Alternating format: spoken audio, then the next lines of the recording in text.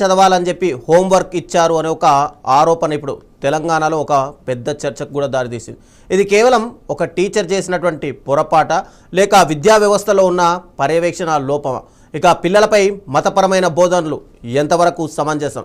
ఇదే అంశానికి సంబంధించి ఈరోజు మనతో పాటు చర్చలో పాల్గొనడానికి ముస్తాక్ అహ్మద్ అభిలాష్ గారు సోషల్ యాక్టివిస్ట్, ఇక బాలస్వామి గారు విశ్వ హిందూ పరిషత్ నుంచి ఉన్నారు, సమత గారు బీజేపీ స్పోక్స్ పర్సన్ మరి కాసేపట్లో జైన్ కాబోతున్నారు. Good evening. ముందుగా డిబేట్లో పాల్గొంటున్న అందరికీ. ముస్తాక్ అహ్మద్ గారు చెప్పండి, పాఠశాలల్లో ఏ మతానికి చెందినటువంటి అయినా ప్రార్థనలు లేదా మతపరమైన పాఠాలు బోధించడం సమంజసమేనా? ముస్తాక్ అహ్మద్ గారు.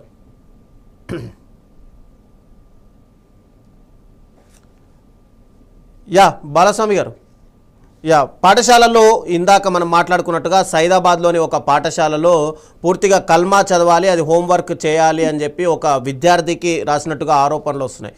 అయితే దీనిపైన పాఠశాలల్లో కల్మా బోధించడం, కల్మా చదవడం అనడం విద్యార్థి పైన ఒత్తిడి తెచ్చినట్ట? అసలు ఏం మాట్లాడతారు? అంటే మీ విశ్వ హిందూ పరిషత్ తరఫున ఏం కోరుకుంటున్నారు అసలు?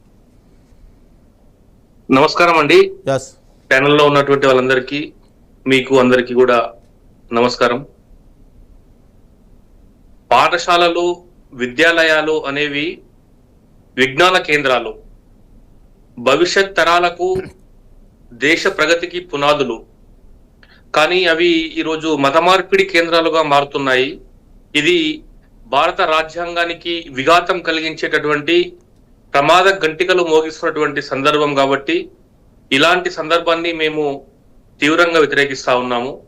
విద్యాలయాలు, పాఠశాలలు ఏవైతే ఉన్నాయో మతాలకు అతీతంగా, కులాలకు అతీతంగా, రాజకీయాలకు అతీతంగా స్నేహభావంతో విద్యార్థుల మధ్య కులమేది మతమేది తెలియనటువంటి స్నేహపూర్వకమైనటువంటి ఒక